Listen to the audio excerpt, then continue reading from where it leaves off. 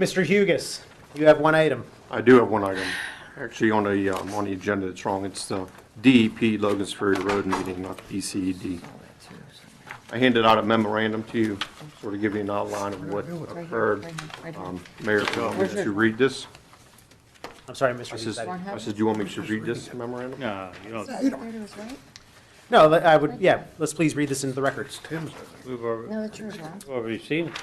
Okay, on January 9th, 2020, representatives from the municipality of Monroeville and Monroeville's consulting engineer, MS Consultants Incorporated, met with the Department of Environmental Protection Agency at the Southwest Division office to discuss the pre-application procedure for the potential wetland/stream restoration of the adjacent area to Logan's Ferry Road between the intersections of Leaside Drive and Edgemere Drive. Listed below are the items that were discussed with the DEP. The DEP will not provide any answers until a complete application, including an alternatives plan, has been submitted for a complete review by the Department of Environmental Protection and the United States Army Corps of Engineers. We brought the DEP up to date on what was completed to date by the municipality, which was the extension of the guide rail along Logan's Ferry Road, the request to Duquesne Light to add an additional street light in the affected area. The addition of signage in the area has been erected. The cleaning and debris removal has taken place, and the minor drainage improvements has also been conducted. So those items have all been completed. The items that were discussed with the DEP were the same items that were discussed with the Logan's Ferry Road at the public meeting that we had, which was to install a detour/alternative route to avoid the flooding conditions, install upstream stormwater controls, add or replace the box culverts along Logan's Ferry Road and Leaside, raise the profile of Logan's Ferry Road and Leaside Drive, implement wetland/stream restoration, and or close Logan's Ferry Road. The next step in the process is for the municipality to make a decision on how to proceed from this point in time. So that is the update with that. Thank you. Thank Mayor, you. Mayor, if I may. Go ahead, Mr. Harvey. Thank you. After the program was presented to the residents, I can talk to some of the engineers and Paul, and I think what we're going to do, or what we need to do, is present a couple of the things that'll help this situation, not cure it, but help it, and then we will present those to council, such as the detention ponds and things like that. And to say that it's affordable, anything we take action on this would be able to come out of the MS4 budget, would it not? Yes, sir. Okay. So I thought by next meeting, or even at a special meeting, myself and the engineering department, MS4, could put together a PowerPoint or even just a handout to show you what we could do reasonably immediately to help that situation down there, not cure it, help it. I think the DEP is going to lay so many regulations and so many conditions on disturbing those wetlands that we'd never be able to afford it, and it would take 4 years to do. So we had a couple ideas. Some of the residents liked the same ideas. I'd like an opportunity maybe to present those by next month. Very good. Any other comments, council?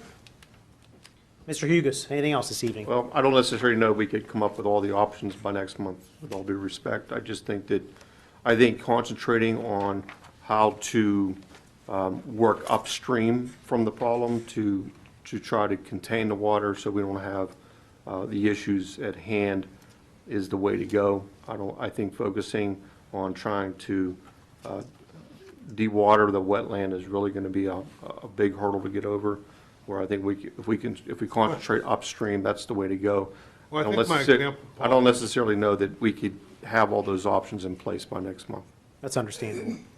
I think my example, Paul, was, for example, the detention ponds that are already on our property, but you expressed to me that there's... Well, I think there's absolutely opportunity there, but how we go about constructing them, where we construct them, is we need to think through that process. Why didn't... Because that is also a DEP approval process. So to again, to make that happen by next month is going to be difficult. Yeah, I didn't mean to have a plan where we'd be ready to light the fuse and go, but at least council know where we're heading. Yeah, I mean, we can get something conceptually Yeah, that's what I mean. in your hands. Yeah. And like you mentioned, working on things upstream, but then also too, we have to do this on our property, Monroeville's property. Correct. So there's some challenges there. Correct. Certainly other private property issues we have to work through. Has there been any discussion with Plum Borough? I know there was maybe some I runoff spoke with issues. Plum Borough's municipal engineer actually back when the event happened. And so they are aware of the situation. I can't tell you that I've spoken to them recently. You know, and as you said, you know, we've looked at some stream bank restorations that could potentially help the problem. But again, these are all private properties, you know. Correct, So to engage into those, we would have to gain full cooperation from the property owners, get the proper easements, and the DEP has to issue permits for that, and we have to show proof of that to them. So there's a lot of layers to that. Unfortunately, none of it's quick. Understandable. Very good. But we're going to keep working on it. Yes. Any other comments, Council? Well, I do have a question, Paul. On the last line of this, we talked about that they won't provide any answers until the complete application process, including alternatives. So, Yes. in other words, is each application tied to each individual alternative?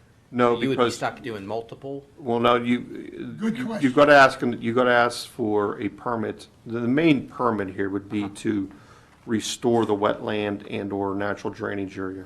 Right. But in order to do that, you have to prepare an alternatives plan to see if you've exhausted everything that you can do before you can even Touch them. de-water that, to reestablish that wetland.